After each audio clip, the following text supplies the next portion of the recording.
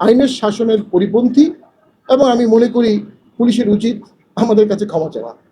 আমাদের উপর যারা হামলা করবে তাদের উপর হামলা না করে তারা আমাদের উপর জলকামান নিক্ষেপ করেছে, সাউন্ড গ্রেনেড মেরেছে। কিন্তু বাংলাদেশের প্রত্যেকটি পার্টি তার অফিসের সামনে মিটিং করে। আমাদের একটি কর্মী সমাবেশ ছিল, একটি শান্তিপূর্ণ কর্মী সমাবেশ। এখানে আমাদের 64 জেলা থেকে নেতাকর্মীরা আসতেন, জেলা সভাপতি, জেলা সেক্রেটারি, তারা প্রেসিডেন্ট এবং অন্যান্য চেয়ারম্যান এবং অন্যান্যদের বক্তব্য শুনতেন। আমরা এই বিষয়ে পুলিশকে অবহিত করেছিলাম। এটি সত্য, পুলিশের কাছ থেকে আমরা কোনো ফরমাল অনুমতি পাইনি, এটি সত্য। কিন্তু বাংলাদেশের প্রত্যেকটি পার্টি তার অফিসের সামনে মিটিং করে এবং তারা আমার জানা মতে এ ধরনের কোনো ফরমাল অনুমতি নেয় না। এবং আমরা অবহিত করেছিলাম লিখিতভাবে, সে রিসিভ করা চিঠিও আমাদের কাছে আছে এবং বিষয়টি সম্পূর্ণ শান্তিপূর্ণ ছিল। এবং আমাদেরকে মিটিং যাওয়ার এক সময় বলা হলো অনুষ্ঠানটি সংক্ষিপ্ত করার জন্য। তারা আশঙ্কা করছে আমাদের উপর হামলা হতে পারে। আমাদের উপর যারা হামলা করবে তাদের উপর হামলা না করে তারা আমাদের উপর জলকামান নিক্ষেপ করেছে, সাউন্ড গ্রেনেড মেরেছে। সম্পূর্ণ শান্তিপূর্ণ একটি প্রোগ্রামে পুলিশের অতিরিক্ত শক্তি প্রয়োগ, এখানে অসংখ্য মানুষ ছিল, স্ট্যাম্পিড হতে পারত, পদদলিত হতে পারত। এবং এক্ষেত্রে আমি মনে করি পুলিশ সম্পূর্ণ দায়িত্বজ্ঞানহীন একটি আচরণ করেছে, এটি অনাকাঙ্ক্ষিত। আমরা সবসময় আইন শৃঙ্খলা বাহিনীকে সর্বদাই সহযোগিতা করেছি, এখনো করছি, সামনেও করব। কিন্তু একটি রাজনৈতিক দল তার শান্তিপূর্ণ প্রোগ্রাম তার অফিসের সামনে করতে যাবে এবং পুলিশ সেখানে বাধা দিবে, এটা নব্য ফ্যাসিবাদের একটি আবির্ভাব হচ্ছে। এবং আমার ধারণা উপরের মহলে তারা এটা করেছে, যে উপরের মহলে আগেও পুলিশ অন্যায় করত, সেই উপরের মহলের আদেশে এখনো পুলিশ অন্যায় করছে। আমি পুলিশকে কোনো দোষারোপ করব না, তারা চাকরি করে, উপর থেকে যে আদেশ আসে সেই আদেশ তারা পালন করে। আমি মনে করি এই ধরনের দায়িত্বজ্ঞানহীন আচরণ রাজনীতির জন্য অশনি সংকেত। সরকার আর কিছুদিন পরে ভোট করতে যাচ্ছে, 12ই ফেব্রুয়ারি ভোটের একটি দিন ঘোষণা করেছে। আমরা তো মনে করি যে দেশে আজকের দিনে যে ঘটনা ঘটলো এর মানে সরকার বা কেউ ভোটে সদিচ্ছা আছে এমনটি আমার মনে হচ্ছে না। এই পরিবেশে দেশে ভোট হবে এমনটি আমার মনে হচ্ছে না। একটি চরম অন্যায় আমাদের সাথে করা হয়েছে, একটি ইললিগাল ভাবে আমাদেরকে আজকে সরিয়ে দেওয়া হয়েছে। ওখানে চেয়ারম্যান ছিলেন, তার স্ত্রী ছিলেন, আমরা ছিলাম, সকল সিনিয়র নেতৃবৃন্দ ছিল। আমরা এর তীব্র প্রতিবাদ জানাই, সুষ্ঠু তদন্ত জানাই এবং দোষী ব্যক্তিদের বিরুদ্ধে শাস্তির দাবি জানাই। এবং পুলিশ অসংখ্য চেয়ার ভেঙেছে, আমরা দেখেছি ভিডিওতে।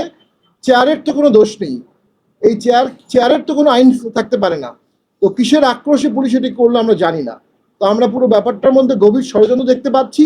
জাতীয় পার্টি দিন দিন জনপ্রিয় হচ্ছে, জাতীয় পার্টি দিন দিন সঠিক রাজনীতি করছে এবং জাতীয় পার্টি আস্তে আস্তে সামনের ভোটে অথবা আন্দোলনে একটি বিশাল বড় ফ্যাক্টর হয়ে যাচ্ছে।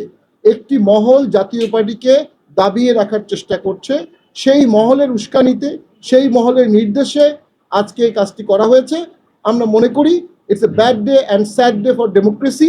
বাংলাদেশে যে ডেমোক্রেসির জন্য হাজার হাজার ছাত্র জনতা জীবন দিয়েছে, আজকে তাদের রক্ত ব্যাহত হলো, আজকে তাদের রক্ত ব্যর্থ হলো, কারণ একটি গণতান্ত্রিক সমাবেশে, শান্তিপূর্ণ সমাবেশে সম্পূর্ণ অগণতান্ত্রিকভাবে শক্তি প্রয়োগ করা হলো। আমরা মনে করি সকল রাজনৈতিক দলের উচিত পুলিশকে আহ্বান জানানো, এ ধরনের কোনো কার্যক্রম যেন পুলিশ কখনো কোনো দলের সাথে না করে। রাজনীতি মানেই বহু মত, বহু দল থাকবে, বহু মত থাকবে, সকলে রাজনীতিতে বিচরণ করবে। আপনি যখন একটি দলকে জোর করে দাবিয়ে রাখার চেষ্টা করবেন, এটা অগণতান্ত্রিক, অসাংবিধানিক, আইনের শাসনের পরিপন্থী। এবং আমি মনে করি পুলিশের উচিত আমাদের কাছে ক্ষমা চাওয়া। এবং আমাদের অনেক নেতাকর্মী আহত হয়েছে, রক্তাক্ত হয়েছে এবং কয়েকজন গ্রেফতার হয়েছে। আমি পুলিশকে বলবো অবধিবিলম্বে সকলকে মুক্তি দেওয়া হোক। আমরা কোনো সন্ত্রাসী দল না, আমরা শান্তিপূর্ণ একটি দল, শান্তিপূর্ণভাবে কাজ করতে পারি। আমাদের বিপুল জনসংখ্যা ছিল, আমরা ডায়াসে সকলকে বলেছি শান্তিপূর্ণভাবে চলে যেতে। আমরা পুলিশের ওপর কোনো হামলার নির্দেশ কেউ দেয়নি, পুলিশের ওপর কোনো হামলা হয়নি। পুলিশের এই বিষয়ে সঠিকভাবে তদন্ত করা উচিত। আমরা মনে করি দোষী ব্যক্তিদের শাস্তি কামনা করছি, যারা আহত হয়েছে তাদের জন্য পুলিশের দুঃখ চাওয়া উচিত। অনুভব করি পুলিশের সাথে আমাদের ব্যক্তিগত কোনো দ্বন্দ্ব নাই, পুলিশের সাথে আমাদের দ্বন্দ্ব হওয়ার কোনো কারণ নেই, কখনো হাতাহাতি মারামারি হয়নি। পুলিশ উপযোজক হয়ে আমাদেরকে আঘাত করবে এরকম সম্পর্ক আমাদের সাথে না। তারা নির্দেশিত হয়ে করেছে, সেই নির্দেশটা কারা দিয়েছে তারাই একটি মহল হতে পারে। আমি দ্রুত মিটিং ডাকবো, মিটিং ডেকে আমরা দলীয় ফোরামে পরবর্তী কর্মসূচি চিন্তা করব এবং কর্মসূচি জানাবো। আমরা মনে করি দেশ একটি সংকটের মধ্যে যাচ্ছে। এখন দেশে শান্তির সময় অশান্তি ক্রিয়েট করা হচ্ছে এবং এই অশান্তি তৈরি করার মাধ্যমে টোটাল নির্বাচন প্রক্রিয়া এবং গণতন্ত্রের অগ্রযাত্রা তীব্রভাবে হোঁচট খাচ্ছে। তো আমরা মনে করি এই ষড়যন্ত্রে অনেকেই ফাঁদে পা দিচ্ছেন। আমরা পরবর্তী পদক্ষেপে আমাদের নেতাকর্মীর সাথে আলোচনা করে, সিনিয়র নেতৃবৃন্দের সাথে আলোচনা করে আমরা সিদ্ধান্ত নেব।